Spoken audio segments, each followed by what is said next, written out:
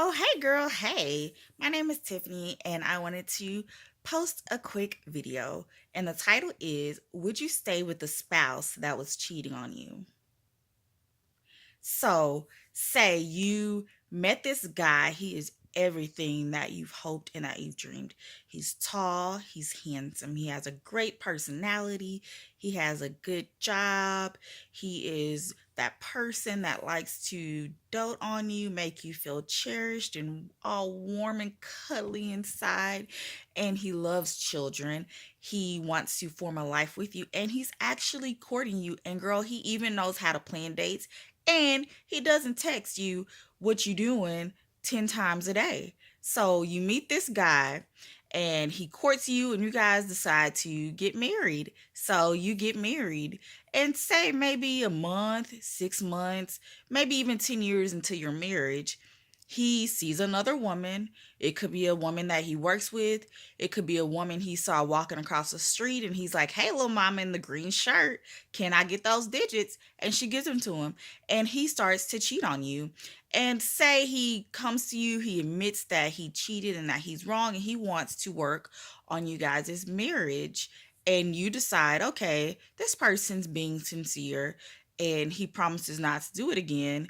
So, yeah, I feel disrespected, but maybe I won't give up my relationship and my marriage because he's been so good to me. And so, perhaps this guy, he continues to cheat.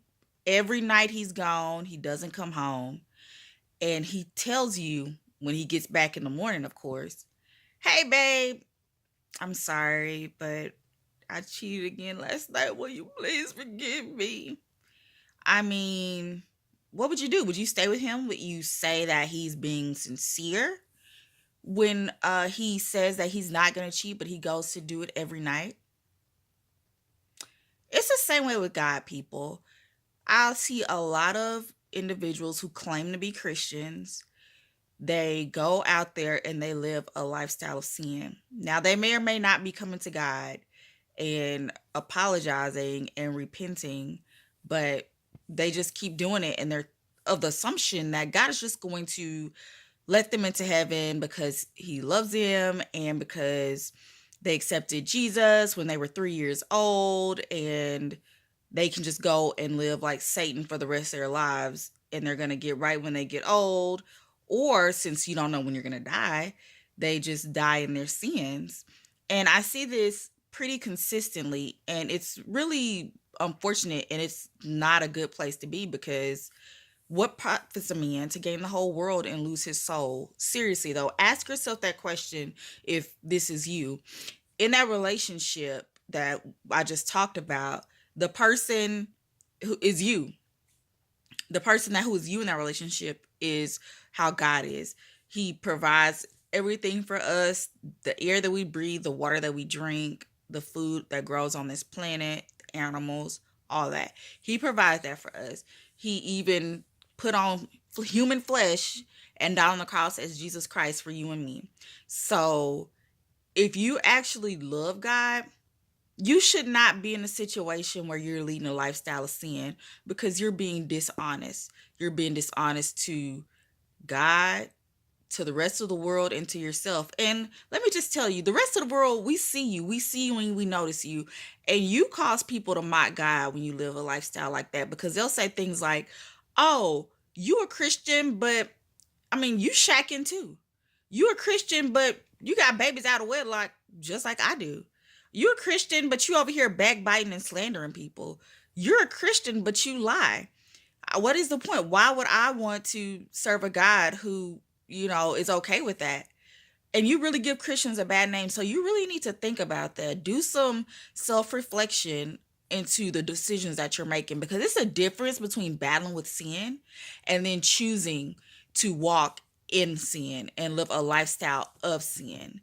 And don't fool yourself into thinking that you can do that and that you're saved because that is not the case, honey. It's not. So think about that. Hopefully that's put things into perspective because most people will absolutely not stay with a spouse that is cheating on them every single night.